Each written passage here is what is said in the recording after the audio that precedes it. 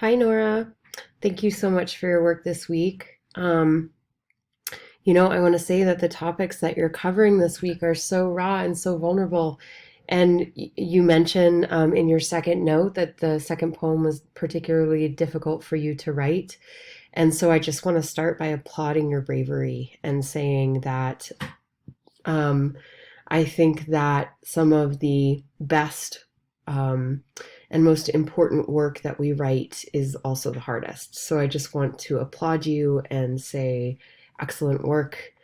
Um, in the first poem, I think um, this story is so well done. I think you definitely your first question about gender coding. I do think that the gender coding that you use does have a tinge of the ridiculous, which adds to the ridiculousness of gender coding in general. So I think you do that really well. I also think, let me scroll down here. Um, in the lines having to do with the cops, did you feel the fear my father felt? I think that fear comes through. I think that fear of being targeted by the police is something that many of us can relate to, and it definitely came across to me.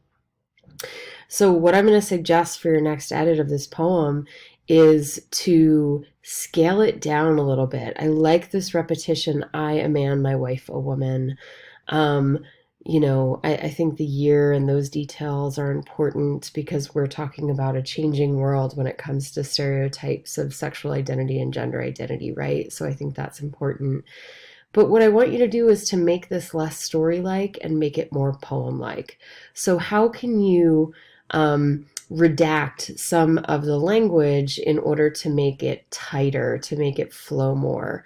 I think the beginning of the poem, um, with all of the details, it can go like the pace can be a bit quicker, and then I think the moments at the airport, in the car, walking through the terminal, in particular, um, with the cops when they show up, I think those details are important to kind of stretch out and space out so that we are paused with your father in that moment, right? We're with him, we're right along with him.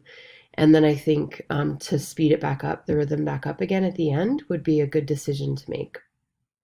So those are my suggestions there. In terms of this second poem, um, about verbalizing the pain. Yeah, I mean that's the thing about pain and grief and these difficult experiences that we go through in our life is that they are so hard to verbalize. I'm laughing at myself here just because, I just wrote and published a whole book about grief. And I have to tell you, even after having published that book, I still have a hard time verbalizing grief, right? Because it's that big one, being ostracized, being judged, especially at that vulnerable time in our lives when we're really still kids, but people are starting to treat us as adults. Um, so I think that you did an excellent job of verbalizing the pain.